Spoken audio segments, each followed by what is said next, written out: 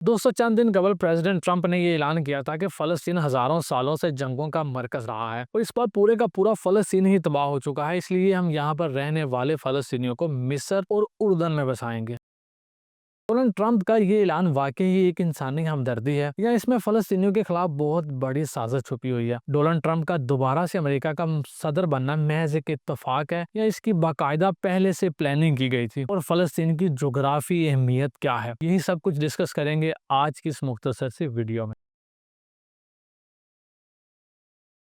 दोस्तों, चंद दिन कबल प्रेसिडेंट ट्रंप ने ये ऐलान किया है कि हम फ़लस्तीनियों को मिस्र और उर्दन में बसाएंगे। वहां पर इनको हम खूबसूरत और शानदार हाउसिंग सोसाइटीज बनाकर देंगे ताकि वहां पर ये पुरअमन जिंदगी बसर कर सकें। डोनाल्ड ट्रंप का ये कदम तो बाज़ाहिर इंसानी हमदर्दी के तहत लग रहा है, लेकिन इसमें बहुत बड़ी साजिश पोशीदा है फ़लस्तीनियों के खिलाफ। अगर एक बार भी डोनाल्ड ट्रंप फ़लस्तीनियों को मिस्र और उर्दन में भेजने में कामयाब हो जाते हैं तो पूरे के पूरे फ़लस्तीन को इसराइल के कंट्रोल में दे दिया जाएगा। अब ऐसा नहीं है कि इस बात का फ़लस्तीनियों को अंदाजा नहीं है, वो पहले भी इन धोखों में आ चुके हैं। जैसा कि 1948 की वॉर में इसराइल ने फ़लस्तीनियों को ये कहा कि आप पुरअमन ममालिक में हिजरत कर जाएं, जैसे ही जंग खत्म होगी तो आप अपने फ़लस्तीन में वापस आ जाइएगा। लेकिन तकरीबन 7 लाख फ़लस्तीनी उर्दन और मिस्र में जा बसे। लेकिन जब जंग का इख्तिताम हुआ तो इसराइल ने इनको आने से मना कर दिया। और सेम फार्मूला 1967 की वॉर में भी रिपीट किया गया, जब 3 लाख फ़लस्तीनी हिजरत करके मिस्र, उर्दन और शाम में चले गए। लेकिन जंग के इख्तिताम के बाद इनको वापस आने से मना कर दिया गया और इसराइली फौजियों ने बाकायदा इनके इलाकों पर कब्जा कर लिया और वहां पर इसराइली कॉलोनियां बसानी शुरू कर दी। अब यही वजह है कि फ़लस्तीनियों ने डोनाल्ड ट्रंप की इस बात को मानने से इनकार कर दिया है और ये बात कही है कि अगर हमने ऐसा ही करना होता तो हम 15 माह जंग क्यों करते, क्यों हजारों जानों की कुर्बानी देते।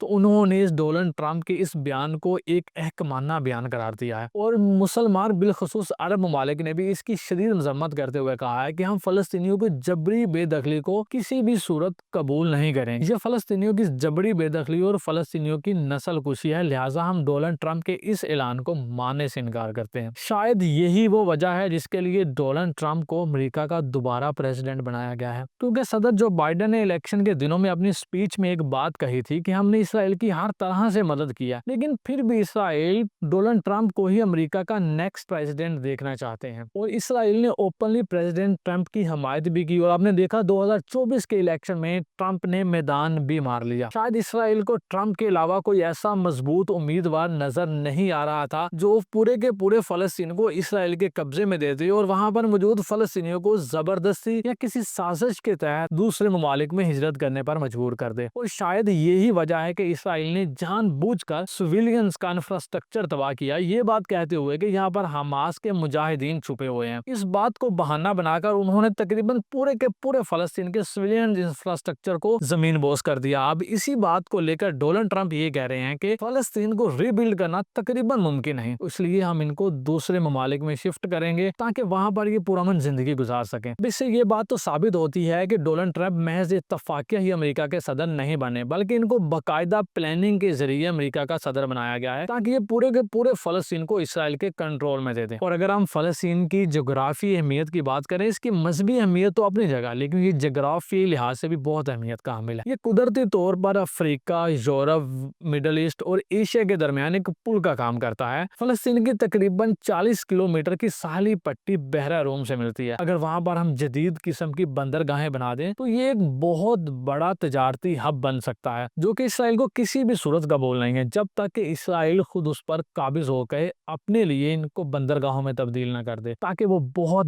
बड़ा एक ट्रेड हब बन जाए।